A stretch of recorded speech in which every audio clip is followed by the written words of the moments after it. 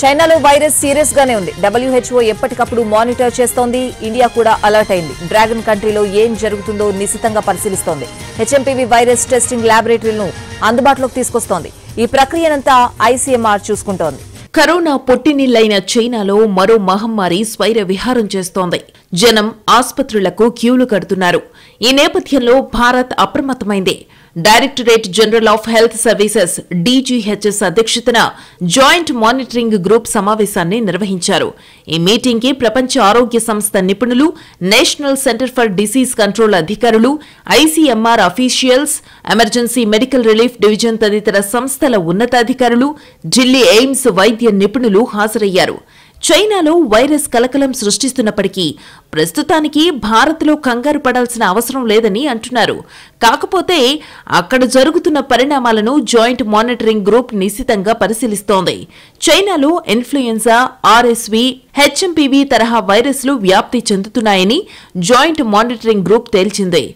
WHO కూడా చైనాలోని పరిస్థితుల గురించి ఎప్పటికప్పుడు ఆరా తీస్తోంది. ముందస్తు చర్యల్లో భాగంగా HMPV వైరస్ టెస్టింగ్ ల్యాబొరేటరీలను భారత్లో అందుబాటులోకి తీసుకొస్తున్నారు. ఈ ప్రక్రియను ICMR పర్యవేక్షిస్తోంది. ముందస్తు చర్యల్లో భాగంగా ఇప్పటికే వివిధ చోట్ల RSA, HMPV తదితర పరీక్షలు చేస్తున్నట్టు ఆరోగ్య శాఖ చెబుతోంది. వైరస్ ని ఎదుర్కొనేందుకు సంసిద్ధంగా ఉన్నట్టు తెలిపింది. HMPV లక్షణాలు ఇతర శ్వాసకోశ ఇన్ఫెక్షన్ల మాదిరిగానే ఉంటాయని వైద్యులు చెబుతున్నారు. దగ్గు, జలుబు, తుమ్ములు, శ్వాస తీసుకోవడంలో ఇబ్బంది వంటివి ప్రధానంగా కనిపిస్తాయని అంటున్నారు.